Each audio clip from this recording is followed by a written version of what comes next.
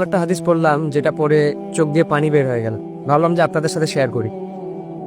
হযরত আবু বকর সিদ্দিক রাদিয়াল্লাহু তাআলা আনহু একদিন নামাজে দাঁড়িয়ে তিনি নামাজরত অবস্থায় কাঁদতেছিলেন। নামাজ শেষে একজন সাহাবী জিজ্ঞাসা করলেন, হে আবু বকর, আপনি নামাজের মধ্যে কাঁদতেছিলেন কেন? আমি সংক্ষেপে বলতেছি আপনাদেরকে।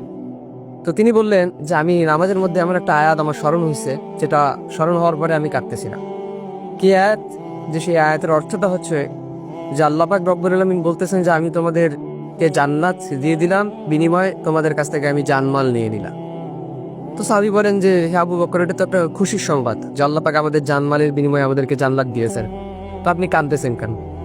আবু বকর সিদ্দিক রাদিয়াল্লাহু তাআলা আনহু বললেন যে আমি আজকের আগ পর্যন্ত এটাকে খুশির সংবাদ মনে করতাম, কিন্তু আজকের পর থেকে আমি এটা শুনলেই, এটা মনে করলেই আমার কান্না চলে আসে। কেন? যে তুমি তো জানো আমার একটা কাপড়ের দোকান ছিল। আবু বকর সিদ্দিক রাদিয়াল্লাহু তাআলা আনহু বলতেছেন ওই কাপড়ের দোকানে কয়েকদিন আগে একজন মহিলা কাপড় নিয়ে গেছিল। তো হঠাৎ করে সে আজকে ফিরে আসছে কাপড় নিয়ে, এসে আমাকে বলতেছে যে তুমি তোমার কাপড় ফিরিয়ে নাও, আমার টাকা আমাকে ফেরত দিয়ে দাও। আবু বকর সিদ্দিক রাদিয়াল্লাহু তাআলা আনহু বললেন যে আপনি তো অনেক আগে কাপড় নিয়েছিলেন, এখন ফেরত দেওয়ার কারণ কি? ওই মহিলা বলতেছে তোমার কাপড় আমার পছন্দ হয়নি, এজন্য তুমি তোমার কাপড় তোমার কাছে রেখে দাও, আমার টাকা আমাকে ফেরত দাও। আবু বকর সিদ্দিক রাদিয়াল্লাহু তাআলা আনহু বলতেছেন আমি কাঁদতেছি এটা ভেবে, কিয়ামতের ময়দানে সবাইকে যখন উলঙ্গ করে দাঁড় করানো হবে, সেদিন যদি আল্লাহ পাক রব্বুল আলামিন আমাকে বলে যে আবু বকর তোমার জানমাল আমি তোমাকে দিয়ে দিলাম, বিনিময়ে তুমি আমার জান্নাতকে আমার কাছে ফিরাই দিয়ে দাও, সেদিন আমি আবু বকরের হালত কি হবে? সেদিন তো আমার বড় ক্ষতি হয়ে যাবে, আমার তো কোনো কিছু করার থাকবে না সেদিন। এজন্য প্রিয় ভাই, এই হাদিস থেকে এতটুকু শিক্ষা যে আল্লাহ পাক রব্বুল আলামিন আমাদেরকেও যদি কিয়ামতের দিন বলে যে তোমাদের জানমাল তোমাদেরকে ফিরিয়ে দিলাম, বিনিময়ে আমার জান্নাত আমাকে তোমরা ফিরিয়ে দাও, সেদিন আমাদের কি হালত হবে?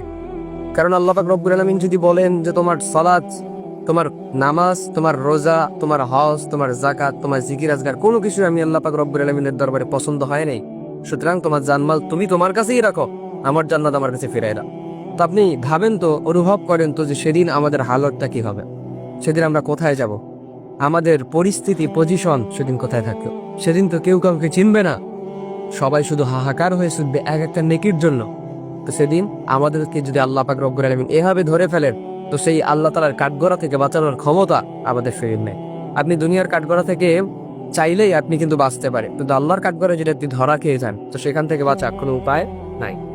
এজন্য কোনো কাজ করলে, কোনো ইবাদত করলে মনোযোগের সাথে করতে হয়। সালাত, রোজা, হজ, যাকাত, জিকির আজগার যেটাই করি না কেন মনোযোগের সহকারে যেন আল্লাহ তাআলা কবুল করেন। আমার এই সালাত, আমার এই ইবাদতটা যেন আল্লাহ পাক রব্বুল আলামিন কবুল করে, তো সেই দিকে লক্ষ্য করে আমাদেরকে ইবাদত করতে হবে।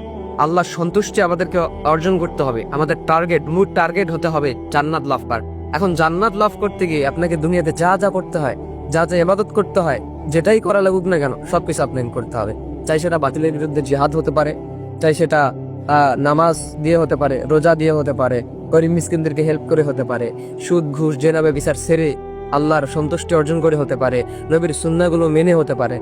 সো যেই দিক থেকে আপনার মনে হবে যে না আমি জান্নাতটা কামাই করতে পারবো, হাসিল করতে পারবো, সো সেই কাজগুলোই আমাদেরকে করতে হবে। তো আল্লাহ পাক আমাদের সেই কাজগুলো করার তৌফিক দেয়।